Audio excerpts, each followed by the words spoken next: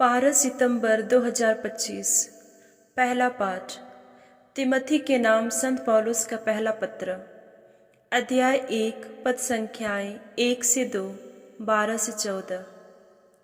विश्वास में सच्चे पुत्र तिमोथी के नाम पौलुस का पत्र, जो हमारे मुक्तिदाता ईश्वर और यीशु मसीह हमारी आशा के आदेशानुसार यीशु मसीह का प्रेरित है।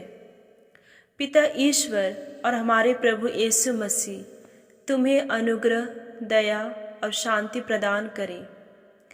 मैं हमारे प्रभु यीशु मसीह को धन्यवाद देता हूँ, जिन्होंने मुझे बल दिया और मुझे विश्वास के योग्य समझकर अपनी सेवा में नियुक्त किया है। मैं तो पहले ईश निंदक, अत्याचारी और अन्यायी था, किंतु मुझ पर दया की गई है, क्योंकि अविश्वास के कारण मैं यह नहीं जानता था कि मैं क्या कर रहा हूँ।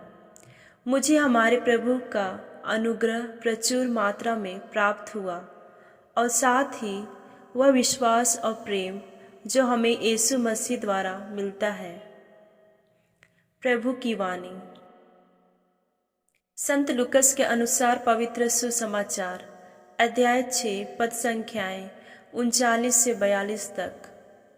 यीशु ने अपने शिष्यों को यह दृष्टांत सुनाया, क्या अंधा अंधे को राह दिखा सकता है? क्या दोनों ही गड्ढे में नहीं गिर पड़ेंगे? शिष्य गुरु से बड़ा नहीं होता। पूरी शिक्षा प्राप्त करने के बाद वह अपने गुरु जैसा बन सकता है। जब तुम्हें अपनी ही आँख की धरन का पता नहीं है, तो तुम अपने भाई की आँख का तिनका क्यों देखते हो? जब तुम अपनी ही आँख की धरन नहीं देखते, तो अपने भाई से कैसे कह सकते हो, भाई मैं तुम्हारी आँख का तिनका निकाल दूँ? रे ढोंगी, पहले अपनी ही आँख की धरन निकाल लो, तभी तुम अपने भाई की आँख का तिनका निकालने के लिए अच्छी तरह देख सकोगे। प्रभु का पवित्र सुसमाचार। मनन चिंतन।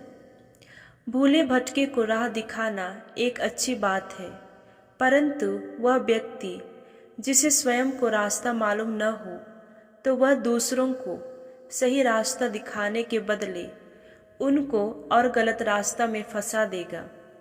कहने का तात्पर्य यह है कि यदि हमें किसी से सलाह लेना हो या किसी रास्ते में आगे बढ़ना हो, तो हमें उन लोगों से ही सलाह लेना चाहिए जो उन रास्तों में या उन कार्यों में निपुण हो।